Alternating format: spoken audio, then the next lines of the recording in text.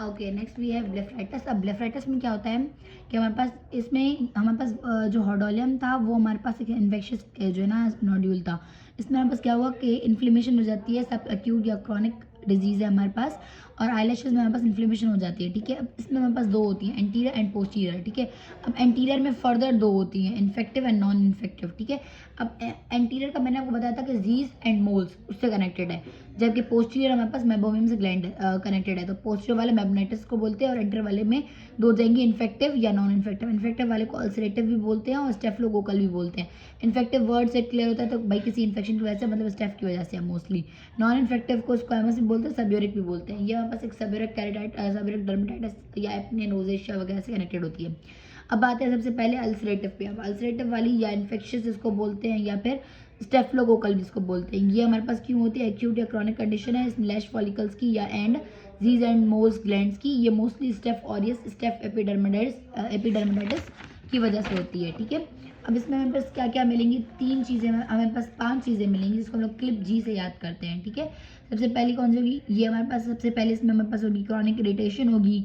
ठीक है, लैक्रीमेशन हो जाएगी, इचिंग हो जाएगी, उसके अलावा फोटोफोबिया होगी और ग्लोइंग हो जाएगी। ठीक है, आइज में। उसके अलावा जो आईलिड्स है ना वो हमें पास रेड एंड एडिमेटस मिलती हैं, हमें येलो पस मिलेगी। ठीक है, क्योंकि ये भी हम लोगों ने पढ़ा कि एक किसी इन्फेक्शन की वजह से, तो उसमें हमें पस मिलेगी और क्रस्ट मिलेंगी। जैसे ये चीज़ है ना, ये आपको नजर आ रही होगी, दीज आर कॉल्ड क्रस्ट। ये आपको ड्राइड क्रस्ट है, ये जो आपको मिलते हैं, अगर आप इनको हटाओगे तो आपको ब्लीडिंग मिलेगी। ठीक है, उसके अलावा ये हमारे पास जो आईलैशेस है ना वो ज़्यादा इन्वॉल्व होते हैं as compare to non infective वगैरह के। ठीक है, अब इसमें हमारे पास जो है ना कॉम्प्लिकेशंस क्या क्या हो सकती हैं आईलिड्स में। अगर ये जो है ना है तो हमारे पास ग्लैंड्स का मसला, लेकिन आईलिड्स में क्या हो सकता है? ये जो इसके बाल हैं, हमारे पास आईलैशेस हैं, ये हमारे पास मिसडायरेक्ट हो जाएंगे, इधर उधर हो जाएंगे, जिसको हम लोग बोलते हैं, जिस कंडीशन को हम लोग बोलते हैं ट्राइकियासिस। या फिर ये गिरने लग जाएंगे आईलैशेस, जिसको हम लोग बोलते हैं मेड्रोसिस। ठीक है, या फिर ये जो हमारे पास हेयर्स हैं, आईलैशेस हैं, उनका कलर चेंज हो सकता है, वाइट हो सकता है, जिसको हम लोग बोलते हैं पॉलियोसिस। ठीक है, या फिर ये इसकी रिकरेंस हो सकती है, या फिर ये जो आईलिड है वो ड्रॉप कर सकती है, जिसको हम लोग बोलते हैं टॉसिस। ठीक है, हम लोगों ने अभी 4 कंडीशंस पढ़ी, ट्राइकियासिस, माइड्रोसिस, पॉलियोसिस, टॉसिस। ठीक है, I will repeat this terms again and again ताकि आप लोगों को माइंड में ये चीज़ें बैठ जाएं। या फिर कंजक्टिवा में कंजक्टिवाइटिस करवा सकता है, या फिर अगर कंजक्टिवाइटिस करवा सकता है, हाइपर सेंसिटिविटी वगैरह करवा सकता है ड्यू टू स्टेफिलोकोकल एक्सोटॉक्सिन्स की वजह से। या फिर कॉर्निया में जो है ना ये हमारे पास पंक्टेड कैरेटाइटिस वगैरह करवा सकता है, मार्जिनल कैरेटाइटिस करवा सकता है। ये हम लोग हमारे कॉर्निया के चैप्टर्स में कब पढ़ेंगे कि पंक्टेड कैरेटाइटिस क्या होती है, कैटेरल अल्सर या मार्जिनल कैरेटाइटिस क्या होती है, और जो है ना ये क्या कर सकता है, फाइन सेंटिकुलर कैरेटाइटिस करवा सकता है, टीयर फिल्म की इंस्टेबिलिटी हो सकती है। ठीक है, उसके बाद अब ट्रीटमेंट में आते हैं तो हम लोग क्या करते हैं, सबसे पहले हम लोग जो है ना इसकी आईलेट की हाइजीन सही रखेंगे और उसको आईलेट्स को वॉश करेंगे विद 25% बेबी शैम्पू, लोशन और एंटीबायोटिक्स की ऑइंटमेंट वगैरह लगाते हैं, जिसमें बस sodium fusidic acid, bacitracin, chloramphenicol, ciprofloxacin वगैरह को हम लोग रब करते हैं।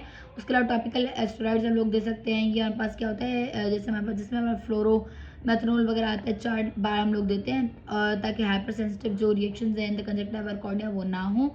और उसके अलावा आर्टिफिशियल टीयर्स हम लोग देते हैं बिकॉज ड्राइनेस हो जाती है टीयर्स की।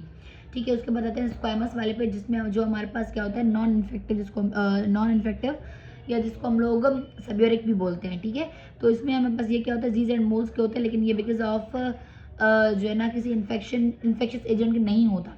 इसमें जो एग्जैक्ट कॉज है पता नहीं होता, किसी मेटाबॉलिक फंक्शन वगैरह के डिसफंक्शन वगैरह के हो सकता है, जैसे हमारे पास सेबेरिक डर्मेटाइटिस है, एक्ने रोजेशिया है, एटोपिक डर्मेटाइटिस है, इन कंडीशन से एसोसिएटेड होती है हमारे पास ये कंडीशन। ठीक है, उसके बाद इसमें जो ग्लैंड्स होते हैं ना, हमारे पास एक एक्सेसिव सीक्रेशन हमारे पास या न्यूट्रल लिपिड्स प्रोड्यूस करने लगते हैं, जो हमारे पास क्या होता है, हमारे पास नॉर्मली जो हमारे बैक्टीरियाज होते हैं, कॉर्निया बैक्टीरियम जिसको हम लोग बोलते हैं, जो एक्ने करवाते हैं, उसमें एक्ने जो हमारे पास करवाते हैं वो उसको स्प्लिट करने लगते हैं और उससे फ्री फैटी एसिड्स प्रोडक्शन हो जाती है। ठीक है, फ्री फैटी एसिड की प्रोडक्शन की वजह से वो डिपोजिशन हो जाती है उसकी ऑन द, और हमारे पास एक वाइटिश मटेरियल नजर आने लगता है और फिर चिप नजर आती है और वाटरिंग होती है आईलैशेस में से, और ऐसे डेंड्रफ लाइक कुछ ऐसे नजर आने लग जाता है हमें। ठीक है, और वैक्सी अपीयरेंस हो जाती है, वैक्सी या जिसको हम बोलते हैं डेंड्रफ लाइक।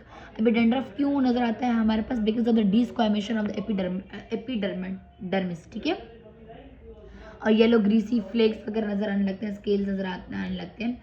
ये जो स्केल्स होते हैं ना बिल्कुल सॉफ्ट होते हैं और ये अल्सर नहीं छोड़ते, जबकि हम लोगों ने बोला था कि जो हमारे पास हमारा पिछला था इन्फेक्टिव वाला उसमें हमारे पास अल्सरेशन होती है, ठीक है, इसमें अल्सरेशन नहीं होती। आईलैशेस ग्रीसी हो जाएंगी बिकॉज हम लोगों ने अभी बोला कि लिपिड्स वगैरह नजर आते हैं, लिपिड्स होते हैं हमारे पास ग्रीसी हैं, और लिड्स वही एडिमेटस हो जाएंगी और वही कॉम्प्लिकेशन में वही हमारे पास जो टर्म्स में पड़ी थी। मेड्रोसिस का क्या मतलब था? Loss of the eyelashes. Trichiasis का क्या मतलब था? Misdirection of the eyelashes, ठीक है। पॉलियोसिस का क्या मतलब था? Whitening of the eyelashes. Conjunctivitis हो सकती है और टेयर फिल्म की इंस्टेबिलिटी हो सकती है, ठीक है। वही ट्रीटमेंट है, आईलेट की हाइजीन रखो, वही एंटीबायोटिक, वही स्टेरॉइड ड्रॉप, वही हमारे पास जो एसिडिक कंडीशन है उसको ट्रीट करो, ठीक है। उसके बाद आता है मेबनाइटिस या पोस्टियर ब्लेफराइटिस पे। इसमें क्या होता है कि हमारे पास ये जो ब्लेफराइटिस है ना, इसमें हमारे पास ये होती क्यों है? Because of the hyper secretion की वजह से होती है, ठीक है। पहले वाले में क्या मसला था हमारे पास, एंटीरियर वाली में, कि जो ना जीज एंड मोल्स में मसला था, उसमें इन्फेक्शन हो गया था बिकॉज ऑफ द स्टेफ। दूसरी वाली में एसोसिएशन थी हमारे पास किस किस की? सबसे पहले थी हमारे पास एटॉपिक डर्मेटाइटिस, सेबेरिक डर्मेटाइटिस वगैरह की। अब मतलब मेबनाइटिस में इसमें होती है हाइपर सीक्रेशन हो जाती है, ठीक है। इसमें क्या होता है कि हमारे पास हमें बर्निंग सेंसेशन मिलती है पोस्ट मेबनाइटिस में।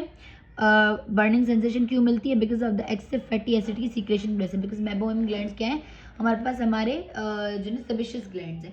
इसमें हमारे पास white frothy foam like secretions मिलेंगी on the eyelid margin and canthi, और ऑरिफिसेस पे हमारे पास हमें ये ऐसे कुछ स्मॉल ऑयल के ग्लोब्यूल्स मिलेंगे, पाउटिंग वगैरह मिलेंगी, ऐसी चीज़ें मिलेंगी जिसको हम लोग बोलते हैं, ठीक है। उसके बाद इसमें हमारे पास येलो शाइनिंग लाइंस वगैरह मिलेंगी थ्रू द टार्सल कंजक्टिवा, और वाली सीक्रेशन इसमें से आती है बाहर, और ऑब्लिटरेशन वगैरह मिलती है। ट्रीटमेंट में हम लोग क्या करेंगे? कॉम्प्लिकेशन में क्या होता है कि हमारे पास कंजक्टिवाइटिस हो सकती है, कॉर्निया में टेलोपैथी हो सकती है, पंक्टेट और टीयर फिल्म की इंस्टेबिलिटी वगैरह होती है। अब ट्रीटमेंट में हम लोग एंटीबायोटिक्स देते हैं, टेट्रासाइक्लिन, डॉक्सीसाइक्लिन, एरिथ्रोमाइसिन वगैरह देते हैं, आईलेट्स की सफाई रखते हैं, और स्टेरॉइड्स वगैरह देते हैं, और आर्टिफिशियल टीयर्स देते हैं जैसे हम लोग पीछे दे रहे थे, ठीक है। उसके बाद है